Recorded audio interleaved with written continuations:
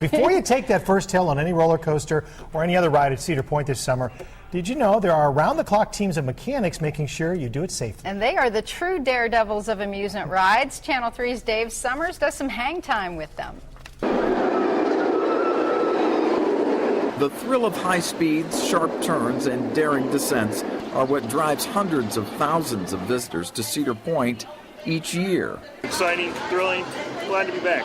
For the Wolves, Cedar Point is a two-decade-old family tradition.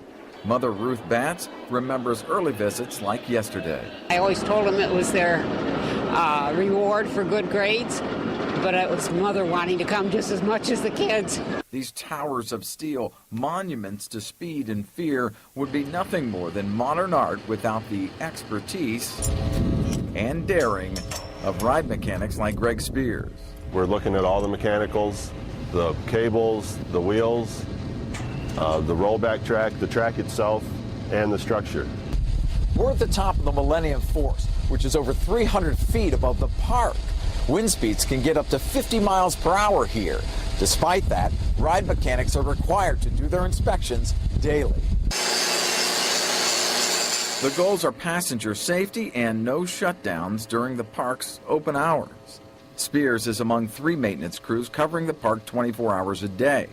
There are no shortcuts. At the very top of the tallest peaks is a reset button that must be pushed after each inspection every 24 hours, or the ride won't run. If you're not afraid of heights, you probably shouldn't be up here. Because that's when you do crazy things that you probably shouldn't be doing. In his career, Greg says he's had no accidents, not even a close call. So if you're asking, is it safe? Maybe you should be asking, which ride can we get on next? Even in the dead of winter, mechanics are inspecting joints, wear and tear damage, and overhauling the train cars. While the high steel climbing is mostly done during spring and summer, it does occasionally happen in the winter. And Eric and Monica, it's always safety first. That's what Greg tells us, and it's a good thing. You looked a little nervous. Were you gripping the sides of that thing? I'm not kidding you. The wind, when I was up there, was only about 20 miles an hour, but it was just enough to, make you a little queasy. You're in this open-air cart. It was really amazing, but the sights were beautiful. And for the guys that work this, do they still enjoy the roller coasters? You know what?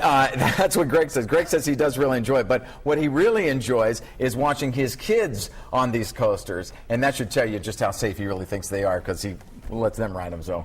All right. I mean, it takes a special heart for that job, I think. Oh, yeah. I couldn't do that.